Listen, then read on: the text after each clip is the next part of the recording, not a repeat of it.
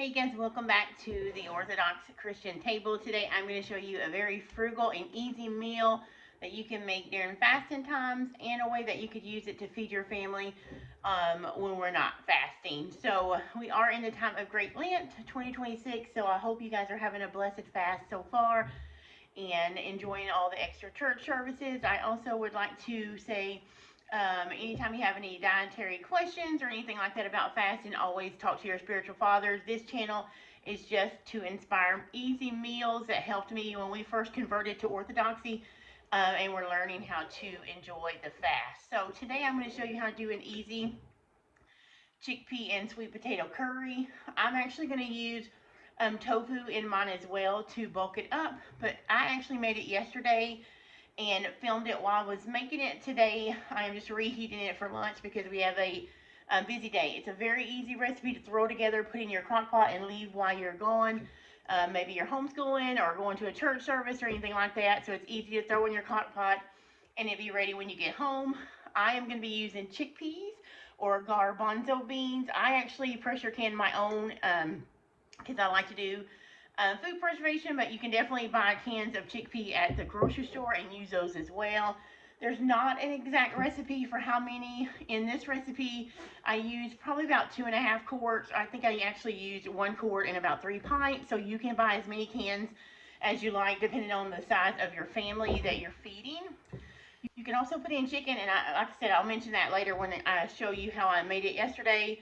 But it's very easy. You can make it ahead. It stores well in the refrigerator. You can reheat it. I do not recommend freezing it. I don't like the texture of the sweet potatoes and the chickpeas once it is cooked and frozen.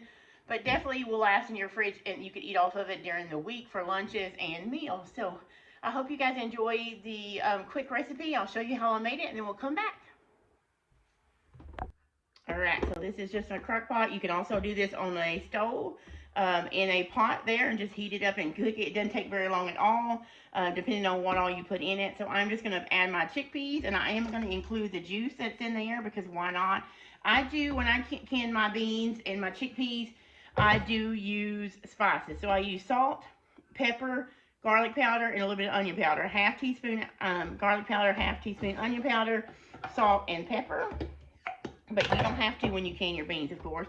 I like to have them so that when you open it up and eat them, it's ready to go and you heat them up. Like what happens, canning usually helps you prep for times when you may need to have stuff really quick.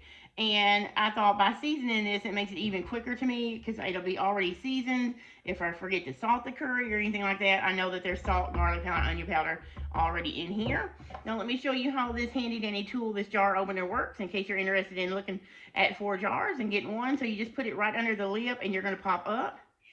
And you can also hear that seal that I got from 4 jar lids. And that's going to help you get your lid off. And also if you notice, it does not, if I can grab it, it doesn't bend your lid. So if you open a jar, like say jelly or something like that, and you need to use your lid again to keep it in the fridge, you can do that. So there's that. Okay, so there is our chickpeas. And then I am going to, I probably actually need to, let me grab another jar, 1 second. Okay, so you see me put the last jar in there. I think my camera stopped. So let me just go over it. I basically have 1 quart and 3 of these pints in here, and that's going to be plenty for us now. The next thing I'm going to add is I am going to add 1 jar of crushed tomatoes. And I'm actually just going to use this brand that I got from Azure because I like it comes in glass jars. And I did not have enough tomatoes last year to can any of my own. So that's what I do when I don't have my own. Okay. Then I'm going to do a can of coconut milk. You can also, if you are not trying to keep this vegan, you could add chicken to this. I do sometimes could use, I have a recipe, I'll put it below as well, where I actually do use my canned chicken in this that I can myself, so you could absolutely do that. Stir this up. If you don't like coconut milk, you don't have to put coconut milk. Alright.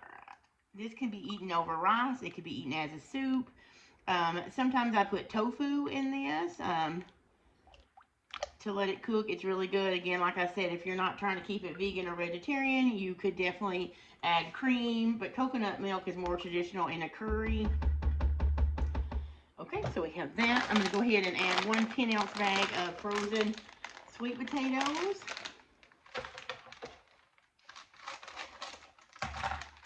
Dump that right in. And now what I'm going to do is add my spices. I'm going to add a teaspoon of salt for now.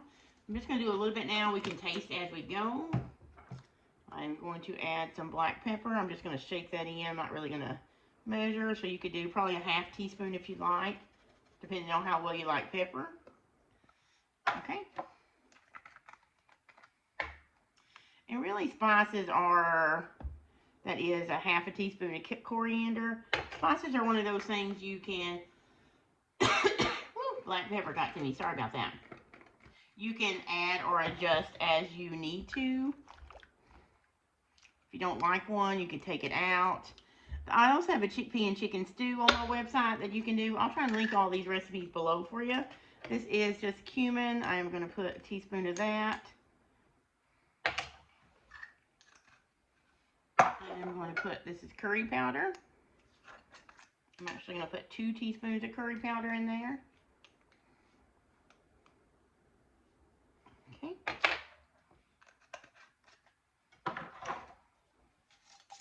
I'm going to put a teaspoon of garlic powder. And this is just a teaspoon measure. Yeah, it's a round one or a one that fits down into your spice jars better. That's why I like those.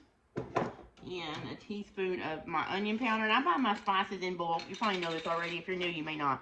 From Azure standard. So that's why they're in these jars. Okay, so I am going to do this.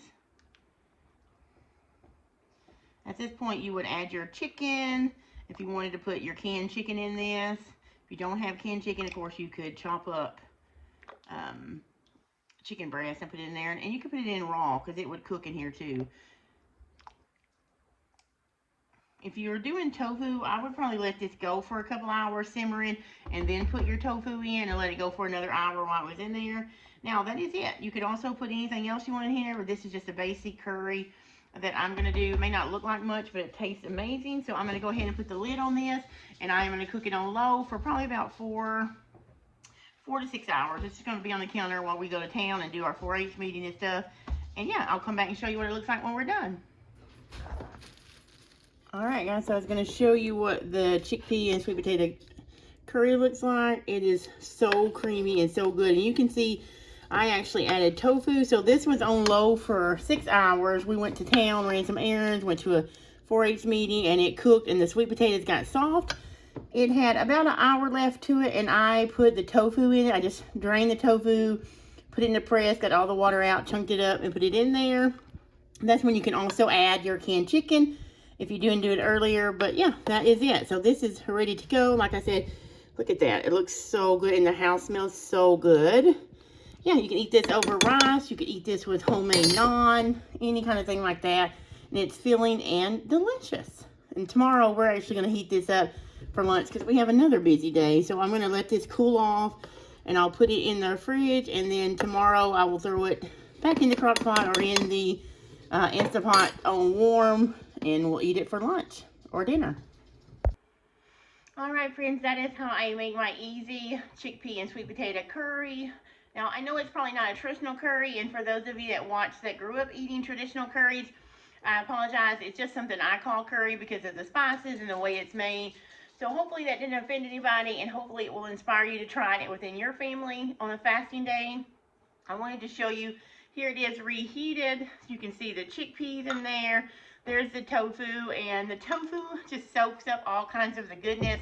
I know a lot of people do not like to eat tofu because it's soy, so I also know we don't eat a ton of soy, but I do make my own tofu out of chickpeas, out of pumpkin seeds and stuff like that. If you're interested in something like that, definitely check out Mary's Test Kitchen here on YouTube. She shows you great ways to make all kinds of tofu without soy, and they are wonderful and pretty easy as well. You need a couple of things like some gypsum, which is a coagulator, and a tofu press. But other than that, it's really easy and worth checking out if you're into that kind of thing.